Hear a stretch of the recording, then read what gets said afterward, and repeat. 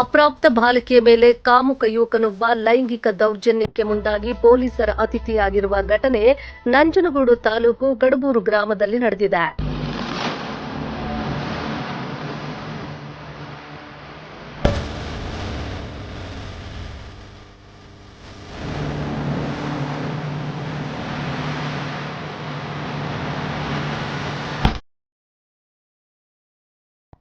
Hullahalli police ಠಾಣಾ ವ್ಯಾಪ್ತಿಗೆ ಬರುವ ಕಡಬೂರು ಗ್ರಾಮದ 23 ವರ್ಷದ ಕಿರಾತಕ ಯುವಕ ಸುರೇಶ್ ಎಂಬುವವನೇ ಪೋಕ್ಸೋ ಕಾಯ್ದೆ ಅಡಿ ಬಂಧಿತನಾಗಿರುವ ವ್ಯಕ್ತಿ.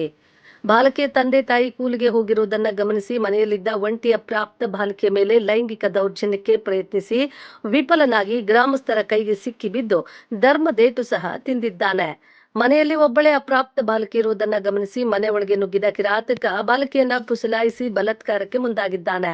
ಇದರಿಂದ ಹೆದರದ ಬಾಲಕಿ ಕೂಗಾಟ ನಡೆಸಿದ್ದಾಳೆ. ಬಾಲಕಿಯ ಕೂಗಾಟ ಕೇಳಿ ಅಕ್ಕಪಕ್ಕದ ಮನೆಯವರು ಬಾಲಕಿಯ ನೆರವಿಗೆ ಧಾವಿಸಿದ್ದಾರೆ.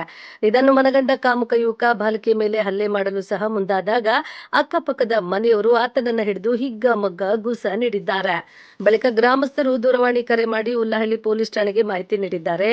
ಹುಲ್ಲಹಳ್ಳಿ ಪಿಎಸ್ಐ ಚೇತನ್ ಕುಮಾರ್ ಮತ್ತು ಸಿಬ್ಬಂದಿಗಳು ಬಾಲಕಿಯ ಮೇಲೆ ಲೈಂಗಿಕ ದೌರ್ಜನ್ಯಕ್ಕೆ ಮುಂದಾಗಿದ್ದ ಸುರೇಶ್ ಎಂಬುವನನ್ನ ವಶಕ್ಕೆ ಪಡೆದು ಆತನ ವಿರುದ್ಧ ಪೋಕ್ಸೋ ಪ್ರಕರಣ ದಾಖಲಿಸಿಕೊಂಡು ಮುಂದಿನ ತನಿಖೆ ಕೈಗೊಂಡಿದ್ದಾರೆ.